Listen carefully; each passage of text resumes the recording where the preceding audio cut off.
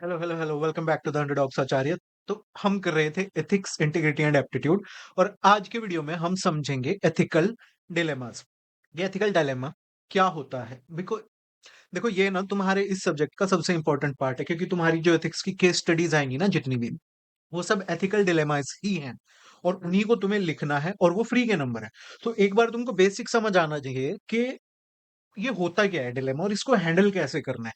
फिर तुम अपना एथिक्स का जो भी मैं पढ़ाऊंगा सारा ज्ञान जोड़ ताड़ के आखिर में उस केस स्टडी में लगाओगे, और फिर उसको लिखोगे, उसको हैंडल करोगे। वो भी हम बताएंगे इसमें, प्रीवियस ईयर क्वेश्चन से भी, और इस तरह से कि किस तरह से केस स्टडीज को हैंडल करना है। बट अभी थोड़ा बेसिक समझते हैं कि एथिकल डिलेमास होते क्या है। Okay, but before we move forward, here is a little something about me. आप पॉज करके देख सकते हैं, ज्यादा टाइम नहीं वेस्ट करेंगे, लेट्स मूव फॉरवर्ड। तो मान लो तुम एक नए नए आईएएस ऑफिसर हो, बन ही गए चीता ही कह दे। तो तुम बन गए, और एक दिन ना एक पावरफुल मिनिस्टर तुम्हारे पास आता है, काफी सीनियर मिनिस्टर है, और तुमको कहता है कि उसका एक रिलेटिव ना तुम्हारे डिपार्टमेंट में है, और वो चाहता है कि तुम उसका प्रमोशन जो है वो अप्रूव कर दो। ऑल तो वो बंदा बिल्कुल नल्ला है, कभी ऑफिस नहीं आता, कुछ काम नहीं करता, सिर्फ सैलरी उठा रहा है। बट मिनिस्टर साहब चाहते हैं कि उसका प्रमोशन कर दो तुम, although he does not fully meet the eligibility criteria. But मंत्री जी ये भी कहते हैं कि इन रिटर्न वो तुम्हारे डिस्ट्रिक्ट के लिए 500 करोड़ का डेवलपमेंट का जो प्रोजेक्ट है वो अप्रूव कर देंगे। और कहते हैं कि देखो, इससे हजारों लोगों का फायदा होगा, और साइड में कहते हैं कि इतना बड़ा प्रोजेक्ट आएगा तो थोड़ा बहुत खर्चा पानी तो तुम्हारा भी निकलेगा ना, एंजॉय करना। ये तुम हो बाय द वे, ओके, नए नए हो ना।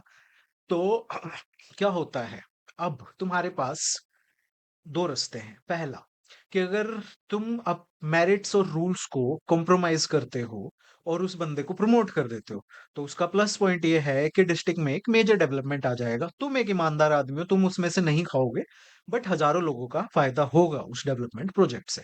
बट अगर तुम रिजेक्ट कर देते हो, तो तुम अपनी इंटीग्रिटी को तो अपहोल्ड करते हो कि हाँ तुमने ईमानदारी से प्रमोशन किया, ठीक है, बट अब रिस्क है कि तुम पे पॉलिटिकल प्रेशर आएगा, बिकॉज मंत्री जी का ईगो हर्ट हो गया है, और प्रोजेक्ट तो तुम्हारे हाथ से गया ही गया, हजारों लोगों का भला नहीं होगा। तो क्वेश्चन है कि तुम्हें क्या करना चाहिए। ठीक है, तो ये जो सिचुएशन थी ना, ये एक एथिकल डायलेमा था। ओके, यहाँ पे तुम्हें क्लियरली राइट और क्लियरली रॉन्ग चॉइस में से नहीं चुनना है। यहाँ पे तुम्हारे पास दो इंपॉर्टेंट वैल्यूज हैं, दो इंपॉर्टेंट चॉइसेस हैं, जो दोनों सही भी हो सकती है, दोनों गलत भी हो सकती है, दोनों ग्रे एरिया भी हो सकता है। तो तुम फंसे हुए हो, एक तरफ तो पब्लिक वेलफेयर है कि 500 करोड़ का प्रोजेक्ट आएगा, जिससे जॉब्स क्रिएट होंगी, डेवलपमेंट होगा, हजारों लोगों का भला होगा। दूसरी तो तरफ तुम्हारी पर्सनल इंटीग्रिटी और इम्पार्शियलिटी है, कि अगर तुम उस बंदे को प्रमोट करते हो तो सारी जिंदगी के लिए तुम्हारे ऊपर एक टैग लग जाएगा कि हाँ ये बंदा कॉम्प्रोमाइज हो सकता है। ओके, तो तुम रूल्स फॉलो करना चाहते हो, मेरिट को मेंटेन करना चाहते हो, और किसी को फेवर नहीं करना चाहते हो just because of political pressure. So N ethical dilemma is when you have to choose between multiple good choices और multiple bad choices, not between a good choice and a bad choice, क्योंकि वो तो simple choice होगी, वहां तो आसान है, फिर तो एथिक्स पड़ेगा ही कौन। सो यहाँ पे तुम जो भी choice, which ever choice you make, something valuable will be compromised. या तो इंटीग्रिटी कॉम्प्रोमाइज होगी, या जॉब्स कॉम्प्रोमाइज होंगी, डेवलपमेंट कॉम्प्रोमाइज होगी। तो इसको हम कहते हैं एथिकल डिलेमा। यानी कि ये कहती है ना, जितना मर्जी ट्राई कर लो बनी, कुछ ना कुछ तो छूटेगा ही। ओके, मुझे पता है तुम्हें अभी क्लियरली नहीं समझ आया, तो अब थोड़ा फन वे में समझते हैं। अब ये तीन दोस्त हैं, ये है टीना, ये है राहुल, और ये है अंजलि। ठीक है, तीनों कॉलेज के फाइनल ईयर में, कुछ कुछ होता है कि स्टोरी नहीं है, वहां से इंस्पायर्ड है। अब राहुल और टीना जो है ना, ये एक सीरियस रिलेशनशिप में है 2 साल से। ये टीना और ये राहुल, इनका चल रहा है। अब ये जो दीदी है ना, अंजलि घरतोड़ू, इसको रियलाइज हुआ कि भाई प्यार तो मैं भी करती हूँ राहुल से। तो एक दिन ये टीना कहीं गई हुई थी, और ये अंजलि को कह के गई थी कि जीजू का ख्याल रखना, but behind her back Rahul जो है ये अंजलि को कहता है कि देखो, प्यार तो हम भी आपसे बहुत करते हैं, बट बताना नहीं आया। I love you, but I am in a relationship with Tina. Okay, और ये इससे पूछता है कि मैं कंफ्यूज्ड हूँ, मैं टीना को हर्ट नहीं करना चाहता, बट मुझे लगता है कि मैं तुम्हारे साथ ज्यादा कंपैटिबल हूँ। तो क्या मुझे उससे, टीना से ब्रेकअप कर लेना चाहिए टू बी विद यू? अब ये जो दीदी है ना अंजलि, ठीक है, ये एक डिफिकल्ट सिचुएशन में है, डिलेमा में है। इसके पास तीन चॉइसेस हैं, तीन रास्ते हैं। पहला तो ये राहुल का प्रपोजल एक्सेप्ट कर ले, and she will be inter relationship with Rahul. But ऐसा करेगी तो ये अपनी क्लोज़ फ्रेंड टीना को धोखा दे देगी और उसका ट्रस्ट ब्रेक कर देगी। ओके? अगर ये इसका प्रपोज़ल रिजेक्ट कर देती है और टीना को सब कुछ बता देती है, तो ये अपनी फ्रेंड से लॉयल रहती है, but she has to suppress her own genuine feelings and may lose the chance of a meaningful relationship with Rahul. और अगर ये चुप रहती है और कुछ नहीं करती है, तो ये इमीडिएट कॉन्फ्लिक्ट को तो अवॉइड कर लेगी, but she will have to live with guilt and emotional confusion. अब तुम में से कुछ लोग कहेंगे, तो भाई ऐसे प्यार करने की देखो, पेप्सी थी, पी गया, प्यार था, हो गया, हम मान के चलेंगे। मूवी वाला लॉजिक नहीं लेंगे कि हाँ भई, ये टीना के मरने का इंतज़ार करेंगे, नहीं। इसके पास यही 3 रास्ते हैं। ओके, सो अंजलि जो है she is caught between three conflicting values. एक है honesty and loyalty towards her friend Tina. दूसरा her genuine romantic feelings and desire for happiness which is a valid feeling. और तीसरा avoiding harm to her friends relationship and emotions. अब तीनों ही right choices हैं, so it is a dilemma. तो अब ये कुछ भी चूज करती है, किसी ना किसी की फीलिंग्स तो हर्ट होंगी और कोई एक इंपॉर्टेंट वैल्यू तो कॉम्प्रोमाइज होगी ही होगी, जिसकी वजह से ये एक एथिकल डिलेमा है। तो घूम फिर के बात वहीं आ जाती है, जितना मर्जी ट्राई कर लो बनी, कुछ ना कुछ तो छूटेगा ही। That is basically an ethical dilemma. So on a serious note, what is an ethical dilemma? तो ये एक ऐसी सिचुएशन होती है where you are stuck between two और more choices and every choice is morally difficult. ऐसा नहीं है कि मर्डर करूं या ना करूं, यहाँ पे तो पता है ना कि मॉरली राइट क्या है और रॉन्ग क्या है। और तुम ट्रैप्ड होते हो डिलेमा में बिकॉज हर ऑप्शन में कोई ना कोई एथिकल प्रॉब्लम होती है। और जो भी तुम चूज करो, वट एवर यू चूज, तुम कोई ना कोई एक इंपॉर्टेंट वैल्यू जैसे कि ऑनेस्टी, ड्यूटी, कंपैशन या जस्टिस को वायलेट कर ही दोगे जाने अनजाने। तो इसमें कोई भी परफेक्ट विन विन सिचुएशन या सॉल्यूशन नहीं होता। ये राइट और रॉन्ग के बीच की एक सिंपल चॉइस नहीं होती, मैं फिर से बता रहा हूं। ये यूजुअली एक चॉइस होती है बिटवीन राइट वर्सेस राइट या रॉन्ग वर्सेस रॉन्ग। इधर you have to choose something from two right options और you have to choose the lesser evil. तो ये तुम्हारा एग्जाम के लिए थोड़ा सा माल मसाला है, आगे चलते हैं। अब क्या होता है कि इसमें कोई परफेक्ट सॉल्यूशन नहीं होता, तो ये इसकी वजह से हमारे अंदर एक इनर कॉन्फ्लिक्ट, गिल्ट और कंफ्यूजन का माहौल बन जाता है। ओके, क्योंकि हमें कुछ ना कुछ कॉम्प्रोमाइज करना ही पड़ेगा, कुछ ना कुछ तो छूटेगा ही बने। अब एग्जाम्पल देखते हैं, एक सिविल सर्वेंट है। तो मान लो तुम एक डिस्ट्रिक्ट कलेक्टर हो, अगेन एक पावरफुल लोकल पॉलिटिशियन तुमको प्रेशर करता है कि तुम उसके एक रिलेटिव को एक गवर्नमेंट लैंड जो है वो इलीगली अलॉट कर दो। ओके, अगर तुम मना करोगे तो तुम्हें ट्रांसफर करवा देगा किसी रिमोट एरिया में और तुम्हारी जो एसीआर है वो खराब कर देगा, जिससे कल को तुम्हारी प्रमोशन वगैरह में प्रॉब्लम आएगी। तो अब यहाँ पे कॉन्फ्लिक्ट क्या है? Integrity and rule of law versus personal career and family responsibilities. यानी कि अगर तुम उसकी बात मान लेते हो तो तुम्हारी इंटीग्रिटी भी वायलेट होगी और रूल ऑफ लॉ भी वायलेट होगा। और नहीं मानते हो तो तुम्हारी इंटीग्रिटी को तुम प्रिजर्व कर पाओगे और रूल ऑफ लॉ को मेंटेन कर पाओगे। वहीं दूसरी तरफ तुम्हारा पर्सनल करियर और तुम्हारी फैमिली, क्योंकि तुम बार बार ट्रांसफर होगे या तुम्हारी जॉब जाएगी, तो तुम फैमिली रिस्पॉन्सिबिलिटीज और पर्सनल करियर पे भी तुम्हारे आ जाएगी। तो this is integrity versus loyalty या public interest versus self interest dilemma है। Okay, loyalty towards your family, your towards your career, या लॉयल्टी टुवर्ड्स, अगर तुम पॉलिटिशियन की तरफ लॉयल्टी दिखाते हो तो उसकी तरफ। सिमिलरली एक पुलिस ऑफिसर है, मान लो तुम एक एसपी हो एक जिले के और एक हाई प्रोफाइल मर्डर केस को इन्वेस्टिगेट कर रहे हो, जहां पे जो मेन अक्यूज्ड है वो एक बहुत बड़े सीनियर मिनिस्टर का बेटा है। अब ये एक तुम्हारा सीनियर डीआईजी या आईजी या डीजीपी तुम्हें आगे कहता है, इनडायरेक्टली हिंट करता है कि भाई इन्वेस्टिगेशन स्लो डाउन कर दो, ये मंत्री जी का बेटा है और बहुत पॉलिटिकल प्रेशर आ रहा है। तो अब यहाँ पे तुम फिर से एक एथिकल डिलेमा में हो कि एक तरफ तो तुम्हारी ड्यूटी टू डिलीवर जस्टिस है और दूसरी तरफ है pressure from superiors and self preservation. Okay, कि अगर तुम कैरी फॉरवर्ड करते हो इस इन्वेस्टिगेशन में तो तुम्हारे खुद पे भी आंच आ सकती है। आगे हम रियल लाइफ एग्जांपल पे देखेंगे कि तुम्हारे ऊपर कैसे आंच आ सकती है। अब एक और एग्जांपल देखते हैं कॉर्पोरेट का और पब्लिक सर्विस डिलेमा का। मान लो तुम एक आईएएस ऑफिसर हो जो कि एमडी है एक पब्लिक सेक्टर अंडरटेकिंग का, पीएसयू का, जो कि लॉस में जा रही है। तो अब मिनिस्टर साहब को भी पीएम को दिखाना है कि देखो हमने कंपनी को फायदे में ला दिया। तो मिनिस्टर साहब तुमसे कहते हैं कि एक काम करो, एक पर्टिकुलर प्राइवेट कंपनी को तुम एक बहुत बड़ा कॉन्ट्रैक्ट दे दो। ओके, तो उससे क्या होगा कि पीएसयू जो है वो कुछ बिजनेस दिखा पाएगी और सरवाइव कर पाएगी। बट तुम्हें पता है कि वो जो कंपनी है वो इनएफिशिएंट है और पॉलिटिकली कनेक्टेड है।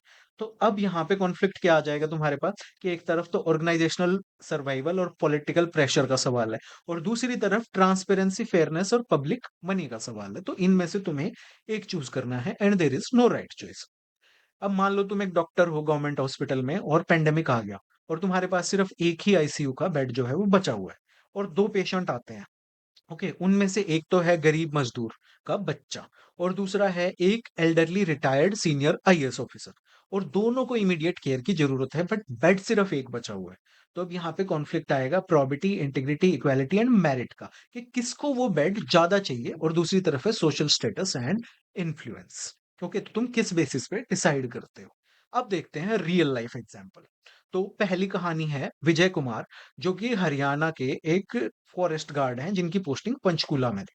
ओके, तो उन्होंने डिस्कवर किया कि 10,000 खैर के पेड़ जो कि प्रोटेक्टेड ट्री है, उनको एक यहाँ पे है असरवली प्रोटेक्टेड फॉरेस्ट और सेंचुरी एरिया है, वहां पे रातों रात वो पेड़ काट दिए गए साइलेंट कटर्स का यूज करके और जानवरों के ऊपर लाद के ले गए और उनके जो स्टंप्स थे उनको भी जला दिया गया ताकि एविडेंस जो है वो डिस्ट्रॉय हो जाए। अब ये जो दरोगा है, वन दरोगा, इन्होंने अलेज किया कि there is a deep nexus between timber smugglers and forest department officials. तो ये इनके बारे में न्यूज आई थी। ओके, तो क्या हुआ कि इन्होंने प्रॉम्प्टली ये सारा मैटर जो है फोटोज वगैरह खींच के वीडियो बना के अपने सीनियर ऑफिसर्स को रिपोर्ट किया, इवन हरियाणा के फॉरेस्ट मिनिस्टर तक को रिपोर्ट किया कि स्ट्रिक्ट एक्शन डिमांड कर सके। बट इंस्टेड ऑफ सपोर्ट इनको बेचारे को सस्पेंड कर दिया गया, इनकी कंप्लेंट फाइल करने के कुछ देर बाद ही। ये न्यूज में है, सस्पेंडेड फॉरेस्टर।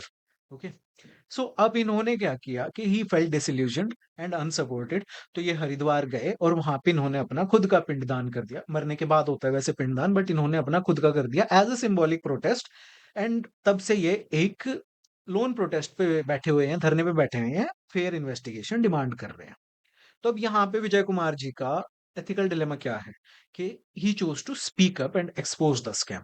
तो ऐसा करके इन्होंने अपनी ड्यूटी जो थी टू प्रोटेक्ट द फॉरेस्ट उसको इन्होंने फुलफिल किया, ही इंटीग्रिटी दिखाई और एनवायरमेंटल लॉज को अपहेल्ड किया। इन्होंने पब्लिक इंटरेस्ट को भी सर्व किया because Haryana already has a limited forest cover and biodiversity. But he faces suspension, professional harassment and personal distress. अगर ये चुप रहने का डिसाइड करते तो इनको कोई सस्पेंशन नहीं होता, इनका करियर में कोई प्रॉब्लम नहीं आती, पर्सनल वेलबींग भी सही रहता। But he would have become complicit in the destruction of thousand of trees and timber mafia nexus. तो कॉन्फ्लिक्टिंग वैल्यूज क्या थी यहाँ पे। इंटीग्रिटी एंड प्रोफेशनल ड्यूटी एक तरफ, यानी कि जो इलीगल फेलिंग है और करप्शन है उसको एक्सपोज करना, और दूसरी तरफ personal and career safety. He chose this, तो ये सब कॉम्प्रोमाइज होगी, अगर ये चूज करते तो ये कॉम्प्रोमाइज हो जाते। ओके, अब नेक्स्ट है, दूसरी कहानी है जो आईएएस ऑफिसर है दुर्गा शक्ति नागपाल। तो 2013 में she was a young IAS officer, SDM थी ग्रेटर नोएडा की। वहां पे उन्होंने स्ट्रॉन्ग एक्शन लिया इलीगल सैंड माइनिंग के अगेंस्ट जो कि यमुना में हो रही थी। फिर इन्होंने वहां पे इलीगल स्ट्रक्चर्स बने हुए थे उनका भी डेमोलिशन का इन्होंने ऑर्डर दिया, और जो सैंड माफिया और ये लैंड माफिया था इन पे इन्होंने क्रैकडाउन किया, जिनको की पॉलिटिकल बैकिंग प्राप्त थी उस टाइम की गवर्नमेंट की।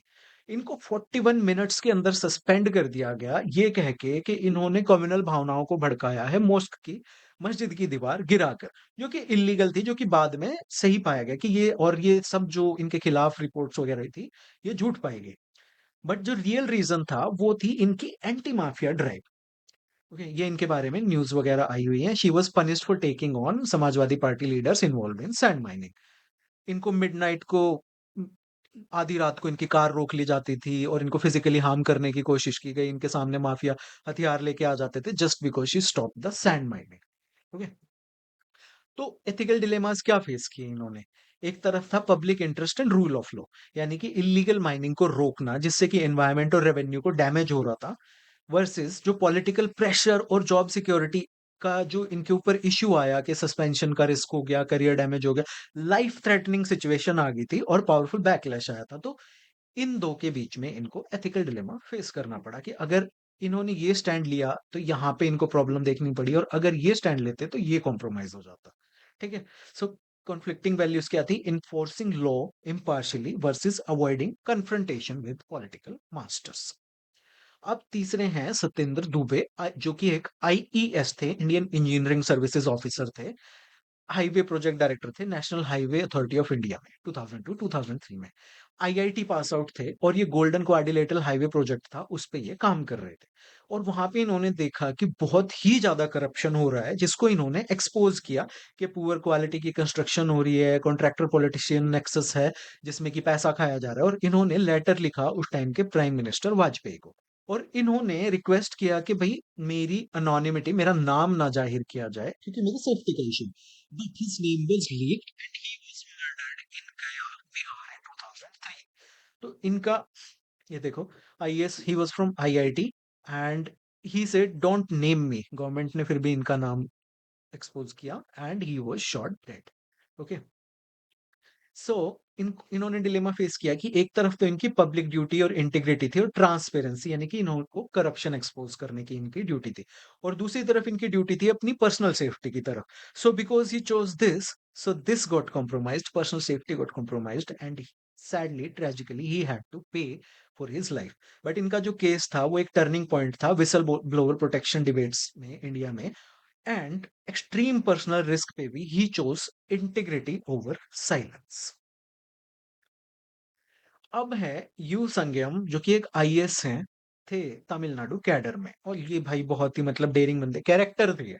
तो 2012 में इन्होंने एक 13 पेज की रिपोर्ट सबमिट की तमिलनाडु गवर्नमेंट को, ये शो करते हुए कि जो तमिलनाडु स्टेट है उसने 16,000 करोड़ रुपए का जो रेवेन्यू है वो लॉस्ट कर दिया, because illegal mining, illegal quarrying हो रही है।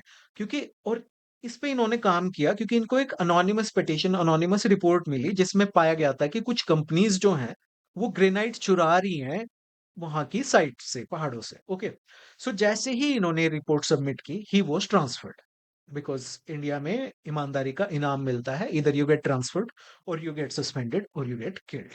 Okay, so he was transferred, एक managing director of the Tamil Nadu handloom cooperative, यानी कि ये जो पोस्टिंग होती है ना जहां पे तुम कोने में बैठे रहो बस। ओके, और ये उनका 19th ट्रांसफर था। फिर 2015 में इन्होंने पूरी रात एक ग्रेवयार्ड में, एक कब्रिस्तान में गुजारी, क्योंकि वहां पे बॉडीज दबी हुई थी, जो एविडेंस थी, और इनको ये था कि सुबह तक जब फोरेंसिक टीम आएगी, बॉडीज को एक्सह्यूम किया जाएगा, तब तक उससे रात रात में उस एविडेंस को डिस्ट्रॉय कर दिया जाएगा, उन बॉडीज को डिस्ट्रॉय कर दिया जाएगा। सो ही मेड श्योर कि मैं कब्रिस्तान में ही सोऊं ताकि कोई इस एविडेंस को डिस्ट्रॉय ना कर पाए। उन्होंने अपने ऑफिस पे एक बोर्ड लगा दिया था जिसपे लिखा हुआ था reject bribes, hold your head high. Okay, in 2000 इन्होंने पेप्सी कोला के बॉटलिंग प्लांट को सील कर दिया था, क्योंकि पेप्सी की बहुत सारी बॉटल्स में डर्ट मिली थी, ऑल्दो इन पे प्रेशर भी आया था, but still he sealed the plant. 2004 में इन्होंने 5,000 से ज्यादा गैस सिलेंडर्स को कॉन्फिस्केट कर लिया था, क्योंकि रेस्टोरेंट्स वगैरह जो हैं वो सब्सिडाइज्ड गैस सिलेंडर्स का यूज कर रहे थे, जो कि डोमेस्टिक यूज के लिए होते हैं, instead of using the commercial cylinders, जिससे कि स्टेट एक्सचेकर को लॉस हो रहा था। और 2009 में ही क्रिएटेड हिस्ट्री, जब उन्होंने वॉलेंटरली अपनी जो एसेट्स की डिटेल्स थी वो सब डिस्ट्रिक्ट वेबसाइट पे अपलोड कर the under the RTI act, और उसमें इनके पास सिर्फ 7,172 रुपए का बैंक बैलेंस था, 9 लाख रुपए का घर था जो कि जॉइंटली इनकी वाइफ के साथ ही ओन करते थे। एक बार इनका ट्रांसफर हुआ तो 5,000 गांव वालों ने धरना दिया और वो ट्रांसफर गवर्नमेंट को वापस लेना पड़ा। तो हम था ना कि इंटरफेसेस को किस तरह चेंज करते हैं, तो बहुत सारे लोग साथ आए, तो दे change the interface of the government, और गवर्नमेंट को उनका ट्रांसफर वापस लेना हुआ। और लास्ट वाले में हमने पढ़ा था ना कॉन्सिक्वेंसेस ऑफ एथिक्स, तो because he was ethical, okay, so consequence क्या हुआ कि गांव वालों का जो एडमिनिस्ट्रेशन में जो फेथ था वो स्ट्रेंथन हुआ। अब इन्होंने थ्रू आउट द करियर क्या डिलेमा फेस किया? Integrity and anti corruption drive versus frequent transfers and professional isolation. 20 से ज्यादा बार इनका ट्रांसफर हुआ, ओके, एंड ही ऑब्वियसली ईमानदार आदमी अपने डिपार्टमेंट में आइसोलेटेड तो रहता ही है। And it demonstrates how personal transparency and bold action against illegal acts create long term public trust but lead to repeated punishment postings. अब लास्ट है डी रूपा आईपीएस, जो कि कर्नाटका कैडर की हैं ये मैम। ओके, तो 2017 में she was DIG of prisons in Karnataka, और इन्होंने देखा कि वहां पे ना जेल में एक हाई प्रोफाइल पॉलिटिकल लीडर है जिसको कि वीवीआईपी ट्रीटमेंट दिया जा रहा है, एसी लगे हुए हैं, प्राइवेट किचन है उसका, और फैसिलिटीज भी थी वहां पे। ओके, और उसके बदले में वो 2 करोड़ रुपए की ब्राइब जो है प्रिजन प्रिजन ऑफिशियल्स को दे रहा था। अब इनको एथिकल डिलेमा क्या फेस किया कि इन्होंने इरेगुलरिटीज जो थी वहां पे उसको एक्सपोज किया और अपनी इंटीग्रिटी को अपहोल्ड किया, रूल ऑफ लॉ को मेंटेन किया, और प्रोफेशनल ड्यूटी जो है वो अच्छे से निभाई। इंस्टेड ये क्या कर सकते थे कि चुप रह सकते थे, अपने करियर को बचा सकते थे और पावरफुल पॉलिटिकल प्रेशर से नहीं भिड़ते, उससे बच सकते थे। But her decision to submit an official report, जैसे ही इन्होंने वो रिपोर्ट सबमिट की, अगेन इनका डिपार्टमेंट हो ट्रांसफर हो गया प्रिजन डिपार्टमेंट से बाहर। She has been transferred 41 times in 20 years until 2021। और इन्होंने मल्टीपल प्रिविलेज मोशंस भी फेस किए हैं क्योंकि ये पॉलिटिशियंस का एफआईआर में नाम डाल देती थी। ओके। ऑल्सो जो ये आईएएस थे यू संयम, ये रिटायर हो गए हैं और अब स्टेट ने इनकी सिक्योरिटी विदड्रॉ कर लिया, तो ये कह रहे हैं कि I fear for my life. Okay. So sad state of affairs, very sad. तुम्हें लगता है आईएएस बन के आईपीएस बन के भाई जिंदगी आसान है? नवाब भाई जीवन पे बनाएगी। सो इस लेक्चर का पीडीएफ डाउनलोड करने के लिए आप मेरे टेलीग्राम चैनल पे जा सकते हैं। And thank you for watching. Like करो, शेयर करो, सब्सक्राइब करो और नोटिफिकेशन आइकन दबाओ। आज का मोटिवेशन है do not quit. And my name is Ravan उप Singh. Have a great day. Thank you.